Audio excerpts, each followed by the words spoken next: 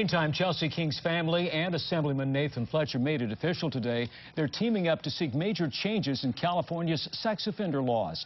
KUSI's Ed Linderman is here now with that part of our coverage. Ed? Call it the start to what Fletcher hopes will be Chelsea's law, but the effort is off to a rough beginning, and Fletcher is furious about the reason why. The goal is simple, says Assemblyman Nathan Fletcher, whose 75th district includes Rancho Bernardo. To make sure that no family has to go through what the King and Dubois families are going through right now. But it's broader than that. This is an effort that will protect all of California's children. Fletcher was joined by Stephanie Dorian, a member of Chelsea King's family. She read a statement from Chelsea's parents. Chelsea has given us the opportunity to make the kind of changes that will save precious young lives like hers. We do not yet know when or how those efforts will take shape, but our commitment to carry her light forward is steadfast. But plugging the gaps and shortcomings in Jessica's law and Megan's law and other laws dealing with sex offenders will take a lot of information gathering. And already Fletcher's office has run into what he indicated is a huge stumbling block, one that raises alarming questions, he says. A year after a sex offender in California completes his or her probation, most of the individual's probation records, including field notes from parole agents, are destroyed. That includes the field file of one John Gardner.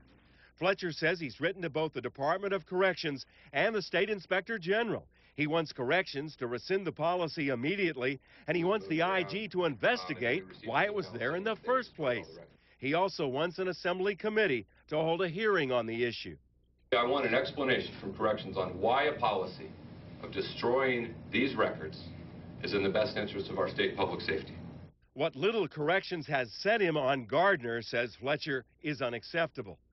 Fletcher says the Chelsea's law effort will include a broad coalition of law enforcement and citizens. Everything, says Fletcher, is on the table. First strike, life in prison. If the victim is killed, the death penalty, GPS monitoring, and not just while the offender is on parole. I don't believe when you have a sexually violent predator that targets a child, I don't believe that person can be rehabilitated. And so I think in that instance, you really have to look at a significant prison sentence for absolute life.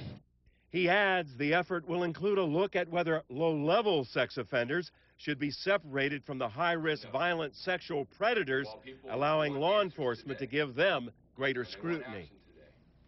Now, the Corrections Department maintains that pertinent information about a parolee is retained in a central file. Well, not good enough, says Governor Schwarzenegger.